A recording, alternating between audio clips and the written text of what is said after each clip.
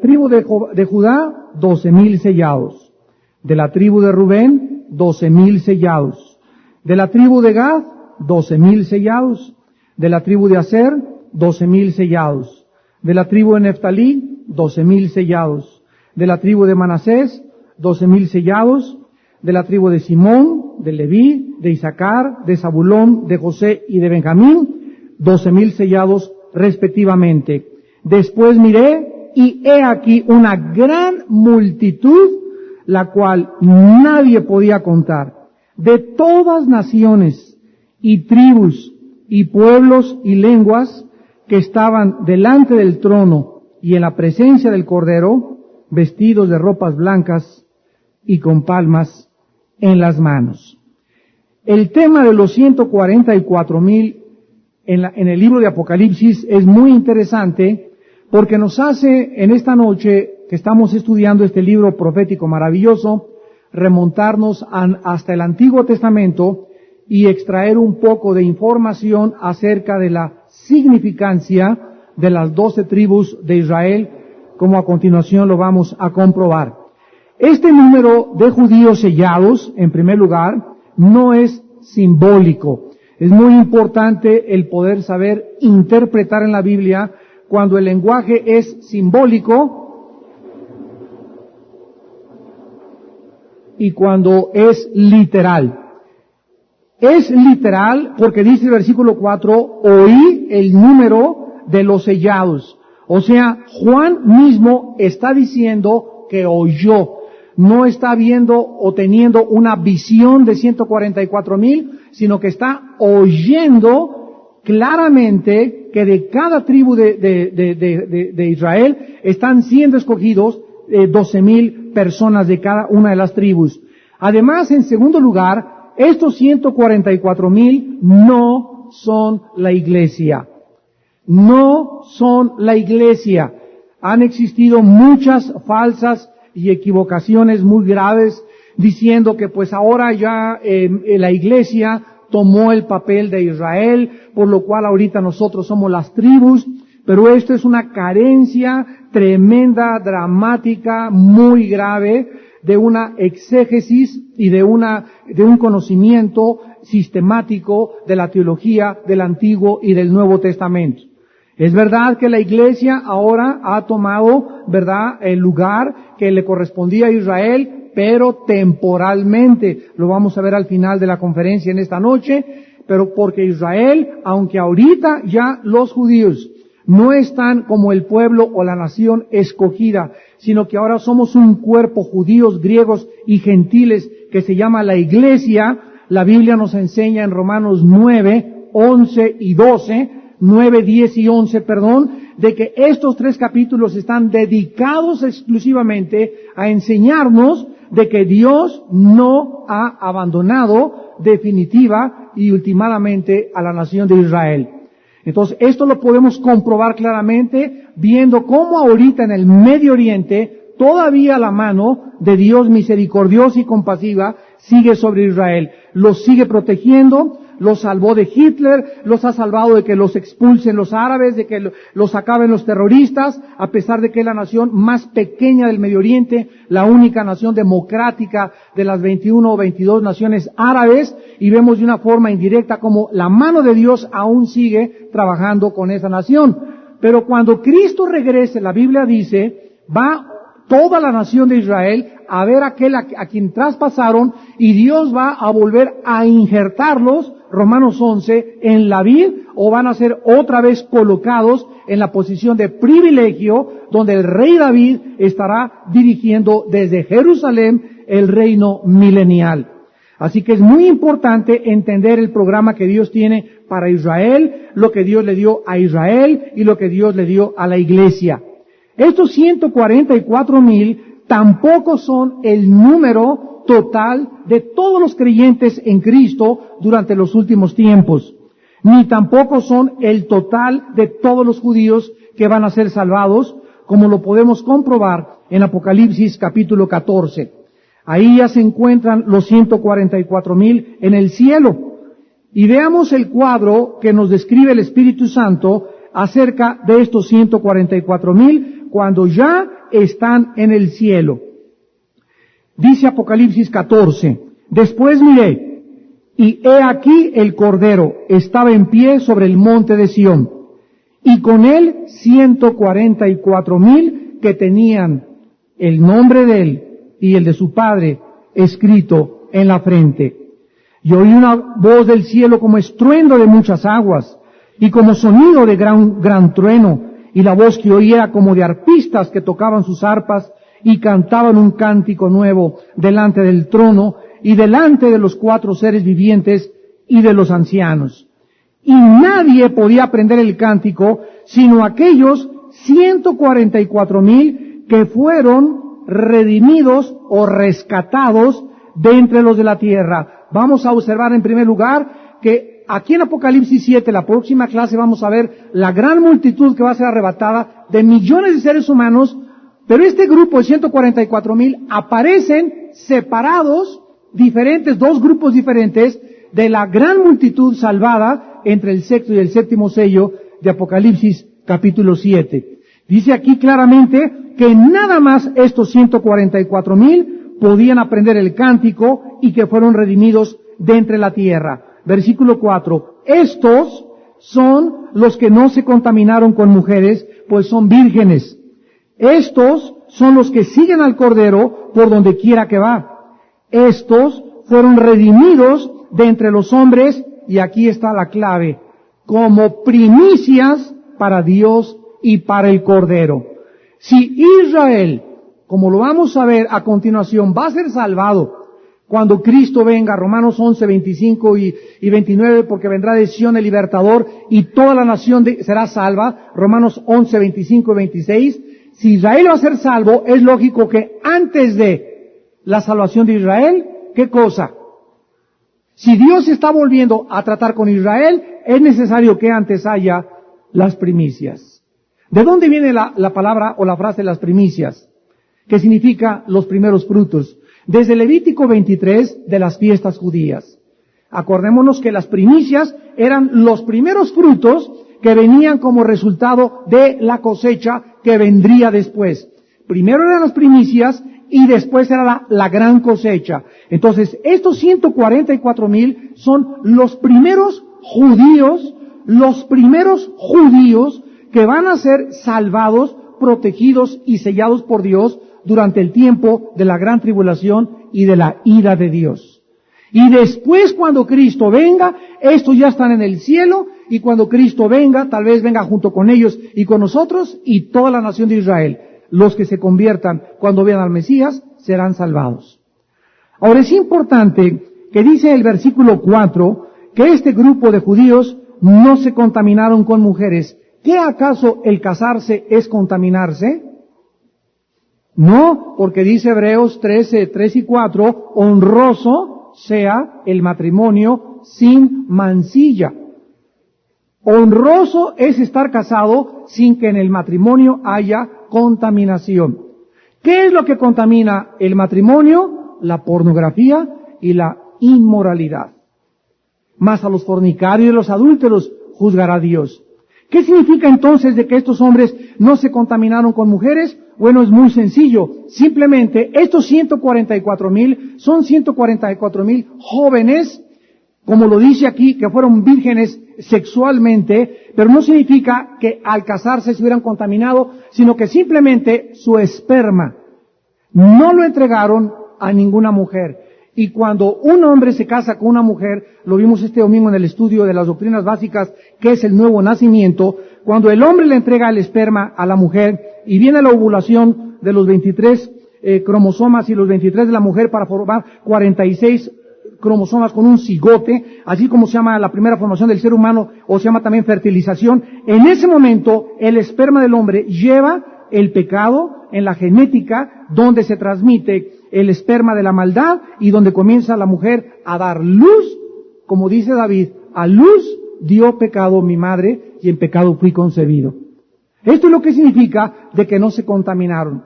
O sea, desgraciadamente, ¿verdad? Hemos nacido todos con pecado y en el momento en que nosotros tenemos hijos, nuestros hijos traen la semilla de la maldad, que fue heredada desde nuestros primeros padres. Regresamos a Apocalipsis. Y vamos a ver también que este grupo de judíos constituye un grupo muy especial.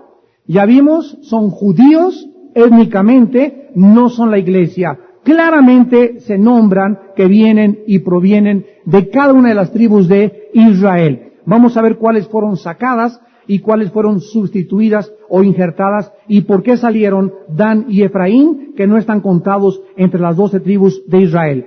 Entonces, para comenzar, en esta noche, este grupo es un grupo especial que van a ser solteros, ¿verdad? Van a ser vírgenes, apartados con el propósito de dar testimonio a un mundo rebelde en el peor oscurantismo que la historia ha conocido el mundo. Estos 144,000 serán las primicias o los primeros frutos de la salvación de la nación de Israel. Aun cuando el registro de las tribus se perdió, en el año 70, cuando los romanos invadieron la ciudad de Jerusalén, sin embargo, Dios es el único que ahorita sabe a quién pertenece cada tribu. Si tú ahorita vas con cualquier judío, ya sea los ashkenazquitas o los sefaraditas o al grupo que pertenezcan en el mundo, ninguno sabe a qué tribu pertenece. Porque repito, las tribus desaparecieron, se desvanecieron cuando el general Tito del Imperio Romano llegó en el año 70 después de Cristo y no dejó piedra sobre piedra, cumpliendo la profecía de Cristo en Lucas capítulo 21. Pero los nombres de estas tribus, ¿verdad?, que notamos al leer esta lista en Apocalipsis 7, vemos que no aparecen la tribu de Dan. No aparece aquí la tribu de Dan al final de los tiempos, ni tampoco la tribu de Efraín. Y en el lugar de Dan y de Efraín, Dios colocó a Leví y Dios colocó a José. Vamos a ver en primer lugar que es interesante, regresamos a Apocalipsis, que en el versículo 5, la primera tribu que se menciona es Judá, cuando en el Antiguo Testamento la primera tribu era Rubén, porque Rubén fue el primogénito de Jacob. Entonces, aunque Rubén fue el primogénito de los hijos de Jacob, Judá aparece en primer lugar por causa de que el Señor Jesucristo provino de la tribu de Judá y aparece otra vez Jesucristo en Apocalipsis 5 como la raíz de la tribu de David y como de la tribu de Judá.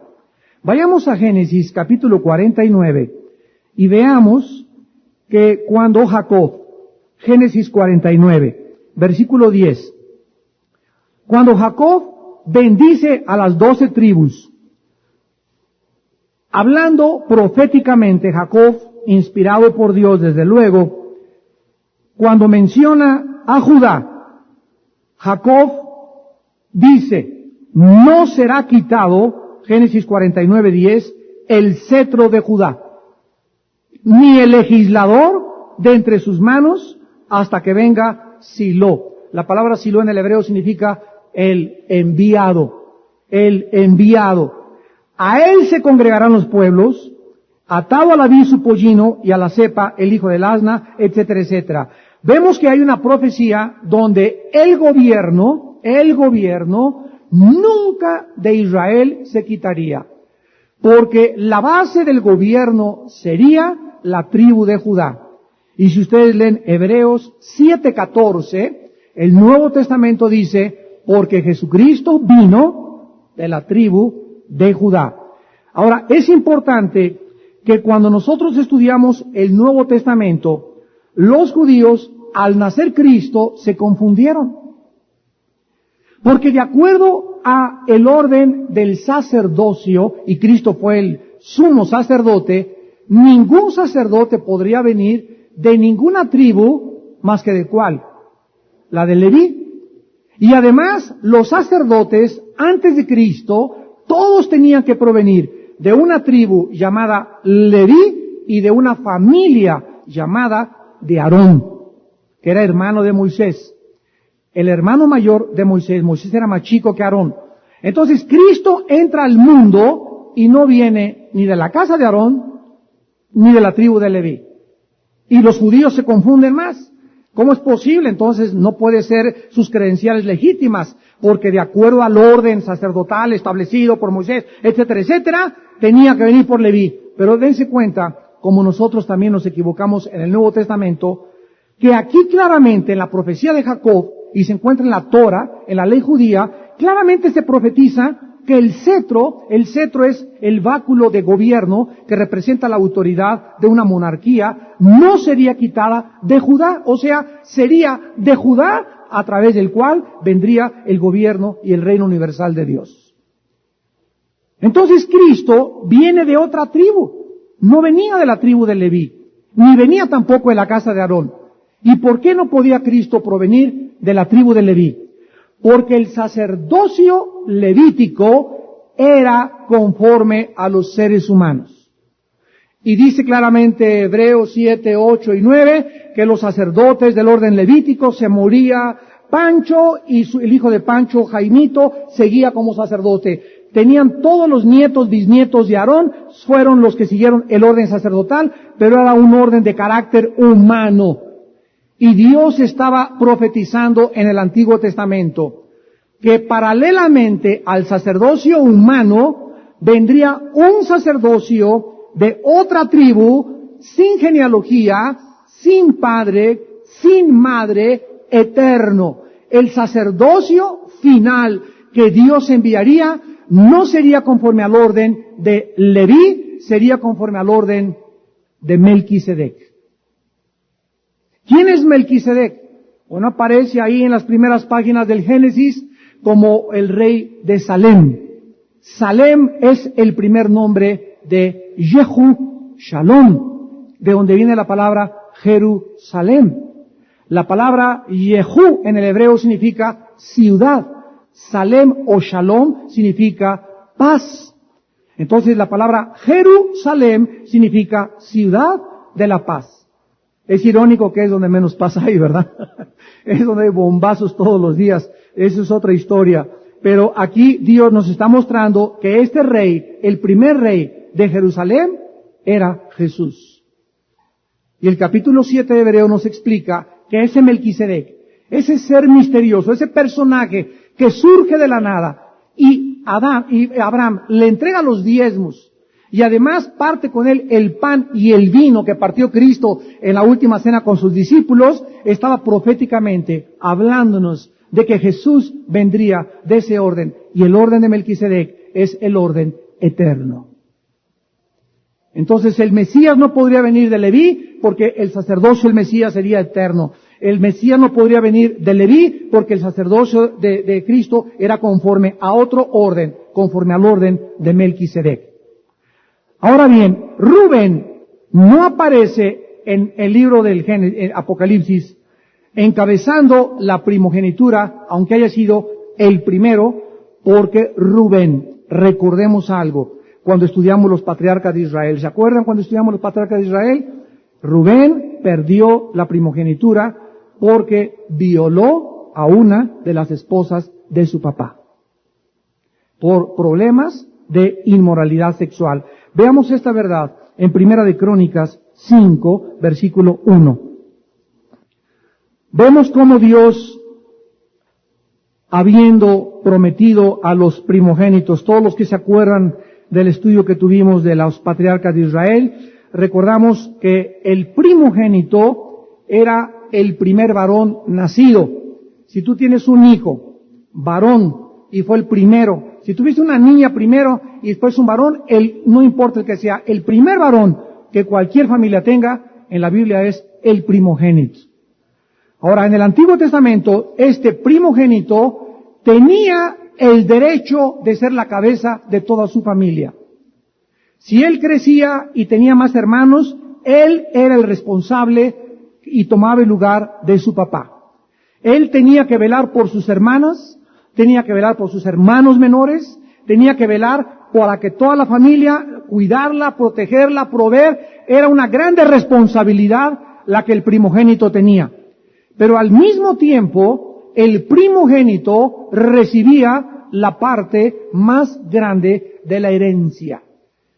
Hagan de cuenta que se moría el papá y dejó $1,000,000 el papá. Entonces, y quedaron 3 hijos. Entonces, al primogénito se le daba $500,000. A otro hijo 250,000 y al otro 250,000. La parte doble y más grande la llevaba el primogénito. Y además el primogénito era la persona a la que Dios, de una forma muy especial, capacitaba o habilitaba para llevar la enorme responsabilidad de ser el líder de su familia. En el caso de Rubén, que debió haber sido el primogénito de Jacob y de las 12 tribus de Israel, lo perdió por su sensualidad, por sus debilidades sexuales. Dios no le importa que tengas que promesas y Dios que te haya dado esto y aquello. Dios nos puede quitar todo lo que nos pertenece y nos puede convertir las bendiciones en maldiciones de la noche a la mañana. Recuerda durante toda tu vida, recordemos esto. Que no importa lo que Dios te haya dado, te lo puede quitar en un santiamén. Si nosotros no correspondemos y recordamos que ante grandes bendiciones, mayores responsabilidades. Dice en 1 Crónicas 5, versículo 1, los hijos de Rubén, primogénito de Israel, porque él era el primogénito, mas como violó el hecho de su padre, sus derechos de primogenitura, vean, sus derechos, los que acabamos de mencionar, fueron dados a los hijos de José. O sea, los hijos de José no eran hijos de Jacob, eran nietos de Jacob. Y estos 2 nietos de Jacob, que fueron Manasés y Efraín, reciben todo aquello que debió haber recibido Rubén. Y dice, hijo de José, hijo de Israel, y no fue contado por primogénito. Bien que Judá llegó a ser el mayor sobre sus hermanos y el príncipe de ellos, mas el derecho de primogenitura fue de José. Entonces, aun cuando podía tomar su lugar Judá, Dios le dio los derechos de la primogenitura de Rubén a José y a sus 2 hijos, como después lo podemos ver en el libro de Génesis capítulo 48. Muy bien, entonces Rubén pierde esto y vamos ahora con Dan. En el lugar de Dan es puesto Leví. Vamos otra vez a Génesis 49 y veamos algo muy interesante, sumamente sugestivo respecto al futuro anticristo de Israel, donde hay bastante discrepancia respecto a esta enseñanza. Pero no deja de ser interesante y sugestiva la profecía a Dan. Dice Génesis 49, 16 y 17. Dan juzgará a su pueblo como una de las tribus de Israel. Será Dan serpiente junto al camino, víbora junto a la senda, que muerde los talones del caballo y hace caer hacia atrás al jinete. Si nosotros tomamos la profecía de Génesis 49, 17 que acabamos de leer, y la comparamos con Génesis 3.1 y Génesis 3.15, donde se está hablando de Satanás, es Dan.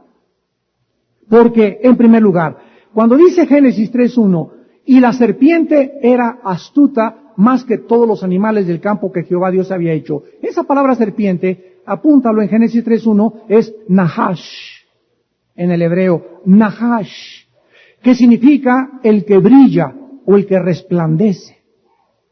Y es la misma palabra hebrea que se usa en Génesis 49, 17.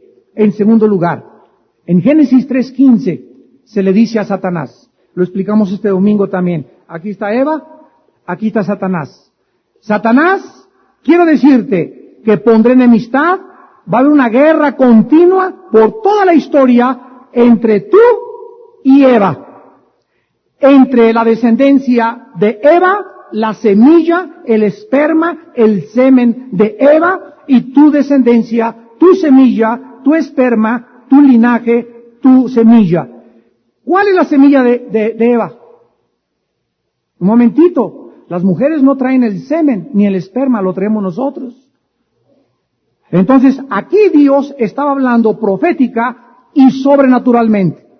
Así como hasta 1860 Gregorio Mendel descubrió los primeros experimentos que hizo con la genética, que hay una herencia transmitida en nuestros genes, en nuestras células, en el ADN que traemos nosotros, en nuestros cromosomas, hasta 1860, y después de 1900, porque lo tiraron a loco a Gregorio Mendel, porque en aquella época había una persona que sí estaba loca, Carlos Darwin, y ese comenzó a postular que veníamos del chango y de una selección natural, etcétera, etcétera. Olvidaron a Mendel hasta que Luis Pasteur, un gran químico y físico, volvió a demostrar la ley de la herencia y cómo podía transmitirse. Ahora lo entendemos perfectamente bien. Entonces, la semilla de Eva, como ella no puede tener semilla, es el hombre el que trae el esperma, el que trae el semen. ¿Quién le puso a Eva el semen o la semilla? Dios estaba diciendo que Eva traería a un hijo sobrenaturalmente, porque la mujer, repito, no trae semen. ¿Quién le puso el semen y la semilla a la Virgen María? Dios, el Espíritu Santo. Cuando tiene la profecía, Mateo 1:21 en adelante, y le dice el ángel a María, María, bienaventurada seas entre las mujeres. El Espíritu del Altísimo te cubrirá. Ahí está, te cubrirá. Y el santo ser que nacerá, María, recordemos, no había tenido relaciones con José. Estaban comprometidos el uno al otro.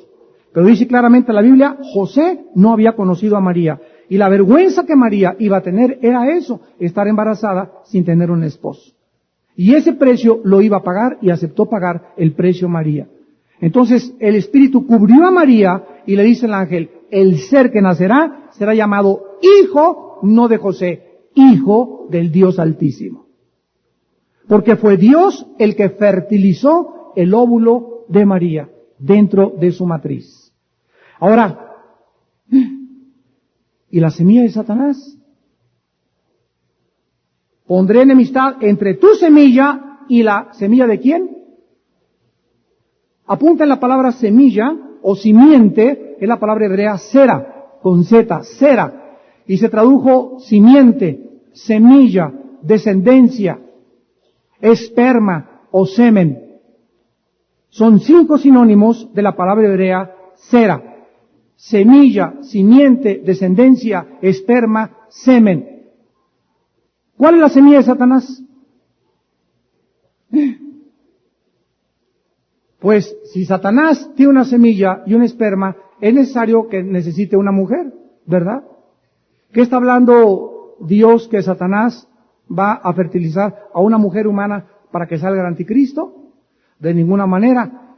Cuando Dios le dijo a Adán y Eva, no coman de ese fruto del conocimiento del bien y del mal, ¿qué es un fruto? ¿Qué es un fruto? Es el producto de un árbol. Es la acumulación de savia en una rama que produce un fruto. Y cada fruto, desde Génesis 1, 11 y 12, ¿qué contiene dentro cada fruto? Semillas. Porque todos los frutos, ¿verdad?, traen la vida, el programa, el disquete que Dios les mete, para que cuando caiga el fruto, vuelva a reproducirse de acuerdo al programa, al disquete, al software que le puso Dios a cada semilla. Entonces, cuando Adán y Eva toman la semilla, mueren el fruto, ¿qué se tragaron? La semilla. ¿Y cuál es esa semilla que se tragó Eva? Lo vemos claramente. Génesis 4. Entonces, Adán conoció a su mujer. No hay tal cosa que el diablo tuvo relaciones sexuales con Eva. Esas son marihuanadas. Claramente dice Génesis 4:1, Adán conoció a su mujer y nació Caín. El primer fruto de la primer pareja humana de este mundo venía premiado. ¿Cómo lo sabemos? Porque 1 Juan 3 dice, Caín era, y ahí era en el griego es pertenecía o era producto de Satanás. Entonces, desde ahí vemos nosotros cómo al tomar ellos el fruto, venía esa semilla ya que era el árbol de la maldición satánica. Y entonces se transmitió. Ahora, ¿cómo podía Eva transmitirle a Caín, transmitirle a toda la descendencia? Romanos 5:12. Por un hombre entró el pecado, por el hombre entró la muerte, por cuanto todos pecamos. O sea, se transmitió a través de Adán por todas las generaciones hasta el siglo XXI en que vivimos, lo que la Biblia denomina o clasifica con el término pecado. Shakespeare le dijo el defecto trágico, Carlos Marx la lucha de clases, Sigmund Freud el medio ambiente. La Biblia le llama que el problema de la maldad en el ser humano es y se llama pecado. Entonces, qué maravillosa es la Biblia genéticamente, biológicamente, desde cualquier disciplina científica que podamos ver la Biblia o desde cualquier análisis, la Biblia es maravillosa. Miles de años antes de que todos los descubrimientos y la genética y la arqueología y la antropología y todas las cosas se descubrieran, ya estaba impreso en las páginas de las Sagradas Escrituras. Cuando la profecía Adán se le dice, será Adán serpiente junto al camino, que muerde los talones del caballo y hace caer hacia atrás al jinete, ¿qué decía Génesis 3:15? Tú, aquí está Eva, y Satanás, entre tu simiente y entre la simiente de Satanás.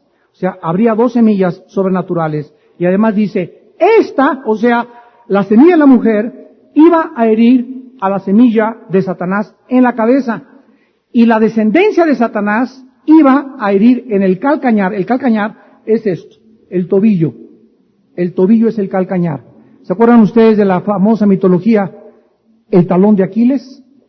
Donde este héroe le dispara una flecha y le pegan aquí la flecha y era su punto vulnerable donde podían destruir a este héroe. Pues de ahí viene todo, de Génesis 3:15. Entonces Satanás iba a tropezar, nada más a tropezar a la semilla de la mujer, que es Cristo. La semilla de la mujer es Cristo, y Cristo heriría en la cabeza, acabaría finalmente con Satanás. Esto será hasta su segunda venida. Entonces es interesante que a Adán se le profetice que haría lo mismo, que él tropezaría y haría caer a sus hermanos. ¿Será esta profecía, preguntan los teólogos, una referencia que el anticristo provendrá de la tribu de Dan, por lo cual Dan no es considerado en la lista de las tribus en Apocalipsis 7? ¿Será entonces que es verdad que el anticristo será de ascendencia judía? ¿O el anticristo será un gentil? Lo contestaremos cuando lleguemos Apocalipsis 13. Ahora vamos a ver esto de Dan. Si no nos vamos por otro rollo. Vamos a Deuteronomio 29 y vamos a examinar a Dan a través, de una forma muy breve, de qué forma esta tribu fue omitida, ya sea porque posiblemente venga el anticristo a través de él o de esa tribu, pero una cosa que es cierta y que no hay especulación alguna, es que la tribu de Dan fue la peor de todas las tribus y la primer tribu que se entregó a la idolatría al grado, lo vamos a leer ahorita brevemente en 2-3 pasajes, al grado que hubo una ciudad llamada Dan, que era conocida por la idolatría. Miren ustedes en primer lugar, vamos a ver primero Deuteronomio, les dije Deuteronomio, ¿verdad? Sí, 29. Dice el versículo 18 al 21.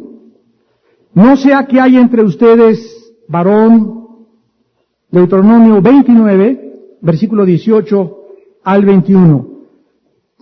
O mujer o familia o tribu cuyo corazón se aparte hoy de Jehová vuestro Dios para ir a servir a los dioses de esas naciones. No sea que haya en medio de vosotros raíz que produzca hiel y ajenjo. Aquí Dios estaba advirtiendo a su nación, como nos advierte en Hebreos 12, mirad que no haya entre los cristianos alguien amargado. Hebreos 12:15. Lo mismo que dice aquí, lo dice el Nuevo Testamento con otro lenguaje. La amargura es peligrosísima en el cuerpo de Cristo, porque dice Hebreos 12:15 que contamina, tropieza e impide recibir la gracia de Dios.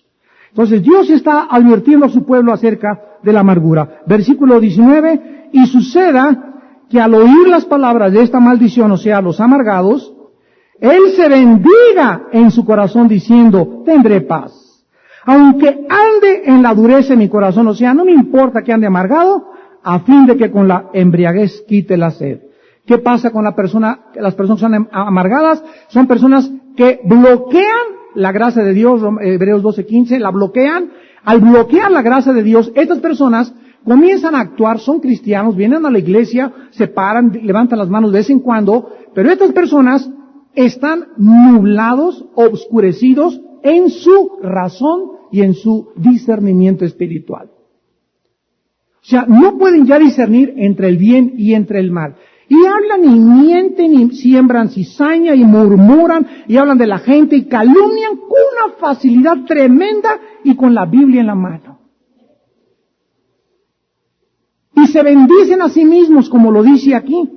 Y dice el versículo 20, no querrá Jehová perdonarlo, sino que entonces humeará la ira de Jehová y su celo, el tal hombre, y se asentará sobre él toda maldición escrita en este libro, y Jehová borrará su nombre de debajo del cielo. Este libro no es el libro de la vida, es el libro de los vivientes. Y lo apartará de Jehová de todas las tribus de Israel para mal, conforme a las maldiciones del pacto escrito en el libro de esta ley. Ahora, vamos a comparar esto con el libro de los Jueces 18, y vean ustedes a los angelitos de la tribu de Dan, tus parientes. Dice Jueces 18, versículo 27 al 29. Todo el capítulo 18 les sugiero que lo lean hoy en la noche de Jueces para que vean todo lo que hicieron los descendientes de Dan, pero es nuestro objeto primario solamente ver el versículo 27 al 29.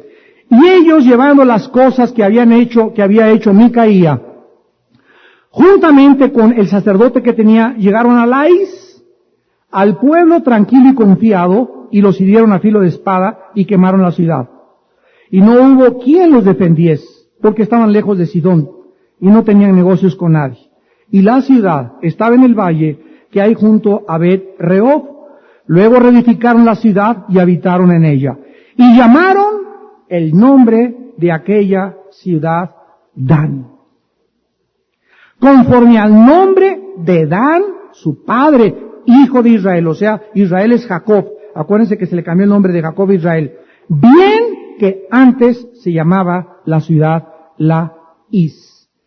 Vemos pues claramente, ¿verdad?, que esto es una barbaridad y que llegaron a tal grado de idolatría la tribu de Dan que hasta le cambiaron el nombre. Después ya podemos ver en el libro de los Reyes, el profeta Isaías también habló que se mencionaba de la ciudad de Dan. Hagan de cuenta que era como una Sodoma con un nombre de una de las tribus que Dios había escogido para que llevaran su testimonio y su nombre. ¿Cuántos cristianos ahora ya no tienen el nombre de cristiano, tienen el nombre de Dan?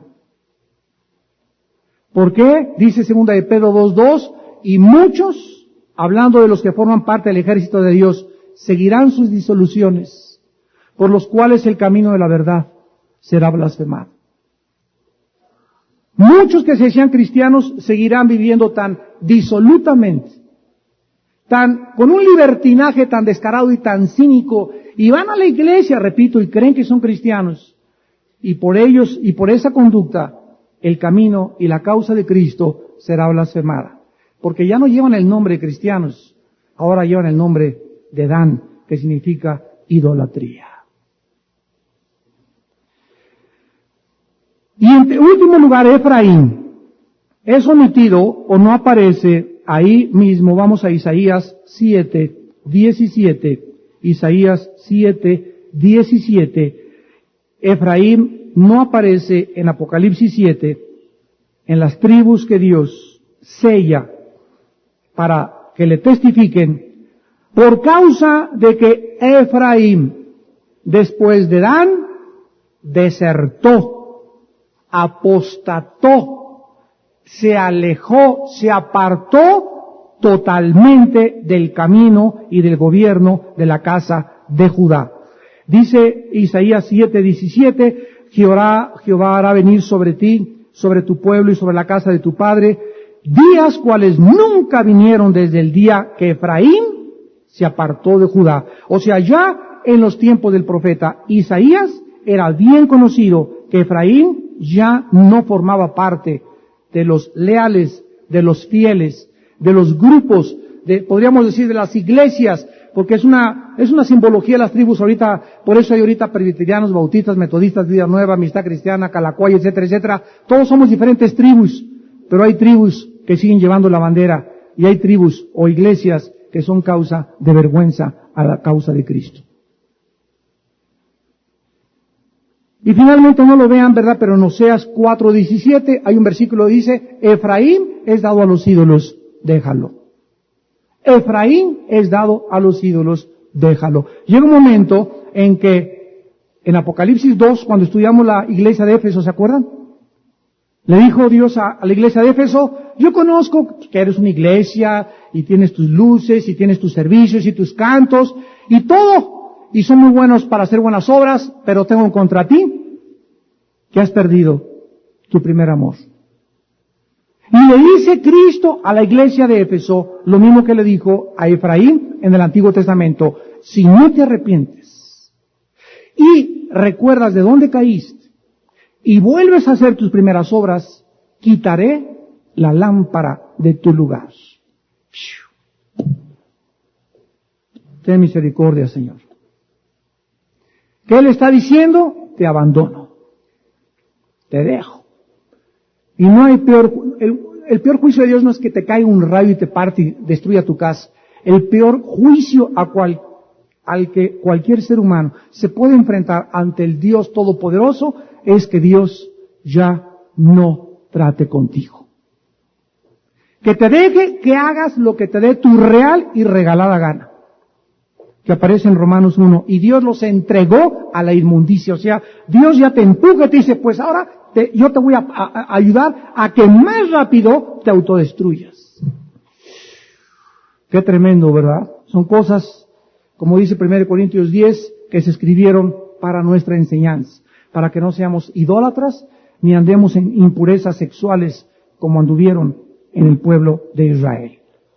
Muy bien, regresamos a Apocalipsis. Y con este pequeño trasfondo de los sellados, veamos rápidamente en el versículo 9, el otro grupo que aparece, y recordamos que Apocalipsis 7 es un paréntesis entre el sexto y el séptimo sello.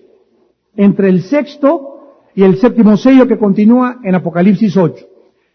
En este paréntesis aparecen en la tierra 144,000. Pero ahora hay otra visión, ya no de la tierra, sino en el cielo. Y en el cielo, dice Juan, después de esto miré, Apocalipsis 7:9, y he aquí una gran multitud, la cual nadie podía contar. O sea, si se pudieron contar 144,000, y si se contaron en números 1, como vimos el domingo, 603,550 varones que salieron a la guerra, a la tierra de Canaán, y dice que esta cantidad no se pudo contar, estamos hablando de millones. De millones. Vamos a demostrar después, ¿verdad?, que este es el arrebatamiento y vamos a ver que aquí no se pueden en 3 años y medio juntar tantos millones de naciones, tribus, pueblos, lenguas, delante del trono, en la presencia del Cordero, vestidos en el quinto sello, Apocalipsis 6:9, no estaban vestidas las almas, aquí están vestidas y con palmas en las manos. Esta es una visión distinta. Repito, en la primera, el grupo se encuentra en la tierra, aquí se encuentra el segundo grupo, un grupo de millones italianos, franceses, mexicanos, aztecas, aucas, y de tribus, y de lenguas, y dialectos en el cielo delante de Dios. Estos proceden de todos los grupos étnicos de la tierra.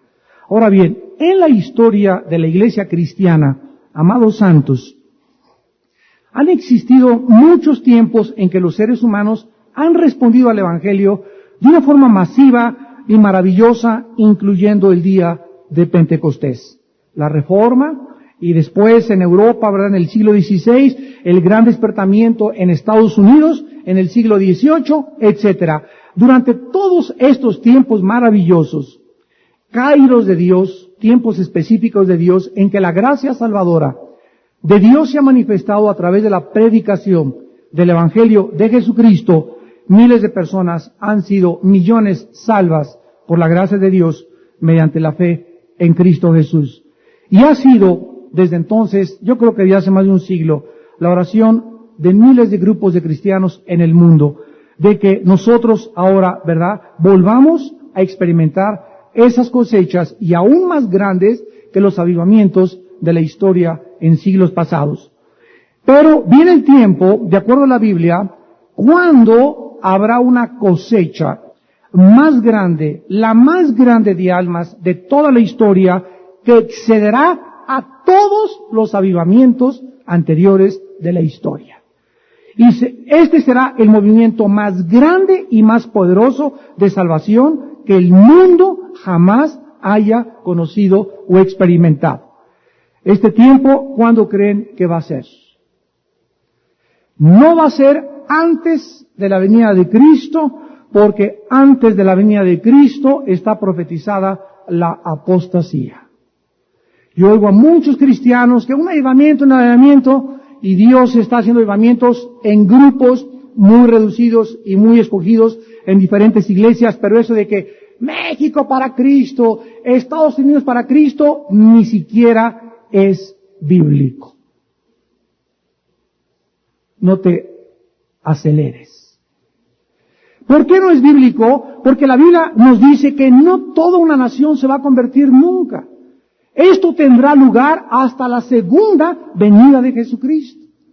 Y habrá avivamiento tal vez en Acapulco, por ahí un tiempo, aquí en Florida acá va a haber uno, en Canadá por ahí otro, en Estados Unidos por acá otro, ahorita en África, no se imaginan en África, ahorita hay miles, pero millones de personas, de negritos convirtiéndose al Evangelio de Jesucristo. Ahorita en Irak, si no hubieran entrado las tropas americanas, inglesas, europeas a Irak, nunca los iraquíes hubieran conocido la Biblia, porque su religión es ser musulmanes chiitas o sunis. Pero ahorita se han repartido más de 2 millones de Nuevos Testamentos en Irak. Y por fin estos hombres y mujeres tienen oportunidad de ver otra opción, otra cara de la moneda, y darse cuenta que hay una realidad mucho más grande que el Dios falso que les han presentado, que es Alá. Porque Alá no es el Dios de la Biblia, es otro Dios que no es el Dios de la Biblia.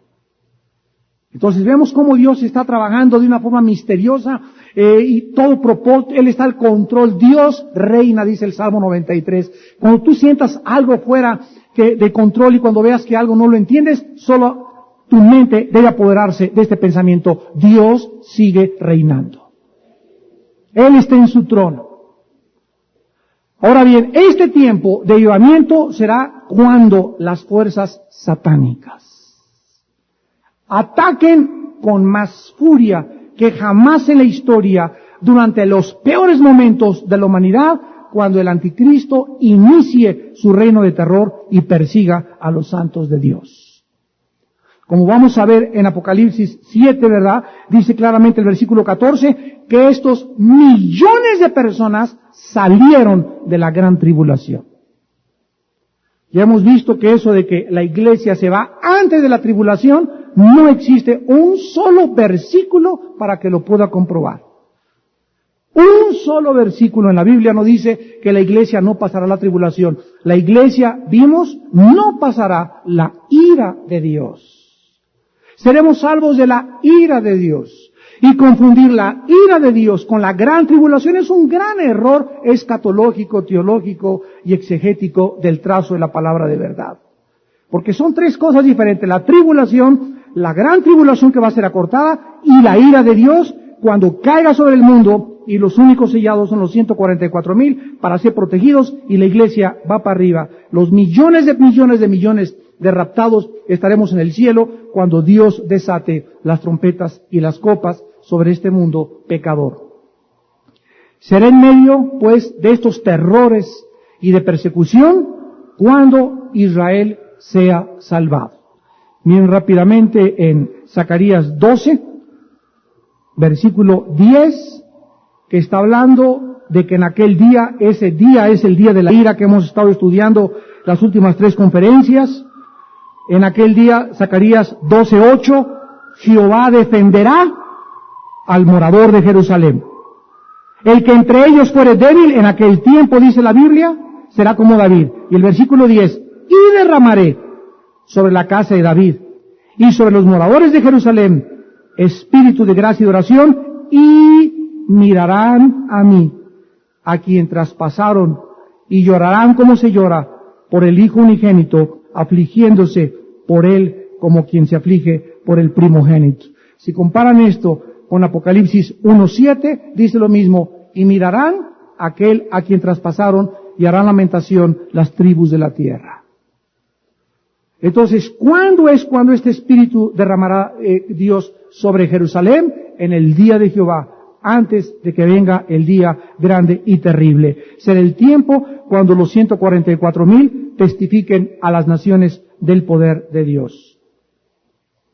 Y para terminar, Dios escogió a la nación de Israel, desde que llamó a Abraham, para que fueran el canal de la bendición a todas las naciones del mundo, y para que fueran benditas a través de la nación de Israel. ¿Por qué? Porque Jesús vino de los judíos. Juan capítulo 4. La salvación viene de los judíos. La primera iglesia cristiana fue judía. El fundador del cristianismo fue judío. Los primeros apóstoles fueron judíos. Y después se quedó un remanente. El Espíritu Santo fue derramado sobre toda carne, sobre los gentiles, y fuimos incorporados al cuerpo de Cristo, judíos, griegos y gentiles, pero al final Dios salvará a Israel, a los que a Él puedan venir y creer en Él. Y ahora nosotros, los gentiles, habiendo sido escogidos por Dios, después de que fracasó Israel miserablemente, la iglesia le ha sido delegada la misma responsabilidad. Mateo 28, 19 y 20. Id a todas las naciones, fue el mandato a Israel. Abraham, el que te bendiga, lo bendeciré, y tú serás bendición a todas las naciones. Israel fracasó, ahora la iglesia es ordenada, vayan al mundo, prediquen el evangelio y hagan discípulos a todas las naciones. Ahora esta responsabilidad viene a nosotros y nos viene mucho más grande porque podemos aprender de nuestros anteriores compas. Podemos aprender del pueblo que anteriormente a nosotros Dios escogió y que fracasó. Y es mejor aprender de los errores de alguien antes de que aprender a través del dolor, de la disciplina y del abandono de Dios. En el futuro Dios le volverá a conceder en su gracia a Israel una segunda oportunidad. Veamos esto en Romanos 11 rápidamente. Romanos 11, de qué forma tan clara la Biblia asienta esta verdad. Y dice Romanos 11, versículo 12, y si su transgresión, está hablando de Israel, es la riqueza del mundo, y su defección la riqueza de los gentiles, ¿cuánto más su plena restauración? Versículo 15. Porque si su exclusión es la reconciliación del mundo, ¿qué será su admisión sino vida de entre los muertos? O sea, Dios va a resucitar a Israel al final otra vez. Así que no están tan muertos como creen muchos. Versículo 23 y 24. Y aún ellos, hablando de los judíos, si no permanecieren en incredulidad, serán injertados, porque poderoso es Dios para volverlos a injertar. Porque si tú, nos está hablando los gentiles, fuiste cortado del que por naturaleza es olivo silvestre, y contra naturaleza fuiste injertado en el buen olivo, ¿cuánto más estos, que son las ramas naturales, serán injertadas en su propio olivo? Y versículo 30 y 31, pues como vosotros también en otro tiempo erais desobedientes a Dios, pero ahora habéis alcanzado misericordia por la desobediencia de ellos, así también estos, o sea los judíos, ahora han sido desobedientes, para que por la misericordia concedida a vosotros, ellos también alcancen misericordia. Y termina el capítulo diciendo el versículo 36, porque de Él y por Él, y para Él son todas las cosas, a Él sea la gloria por los siglos. Amén. Oremos. Oh profundidad de tus riquezas y de tu sabiduría y de tu conocimiento, oh Dios. Cuán insondables son tus juicios e inescrutables tus caminos. Porque ¿quién entendió la mente de Dios? ¿Quién ha aconsejado a Dios y decirle, haz esto o lo que has hecho, lo has hecho mal? Él es inmenso en su conocimiento, infinito en su entendimiento. Él es Dios. Y nosotros somos criaturas, ovejas de su prado. Y las cosas secretas le pertenecen a Él. Pero a Él le ha agradado revelarnos a nosotros muchos misterios. Y conforme el tiempo pasa, el Espíritu Santo nos dará más luz, y más luz, y más luz. Porque el camino del justo es como la aurora, que va en aumento hasta que el día es perfecto. Padre, te damos gracias porque se acercan estos tiempos terribles en los que apostatarán muchos hijos e hijas tuyas, serán probados por el fuego. Muchos que pertenecían y profesaban el cristianismo descubrirán que nunca tuvieron la salvación, y estos son los que algún día se van a convertir en enemigos de la cruz. Porque de vosotros mismos, la Biblia dice, surgirán los falsos profetas, los que los persiguen, los que los tropiezan, los que siembran veneno en medio del rebaño. Pero ustedes no están en tinieblas para que sean sorprendidos por la maldad, porque sabe Dios librarte de tentaciones y de trampas si eres piadoso, y castigar a los impíos y reservarlos para el día del juicio. Padre, te damos gracias por tu palabra esta noche y por la misericordia que sigues extendiendo a todo aquel que en ti crea. Si hay personas en esta noche que no tienen a Cristo en sus vidas, tú que nos ves a través de la televisión, si no tienes una relación con Cristo todavía, ven a la cruz en este momento. Te invito a que le entregues tu vida y tu corazón diciéndole estas palabras. Ahí desde tu lugar dile, Señor mío y Dios mío, perdona mis pecados.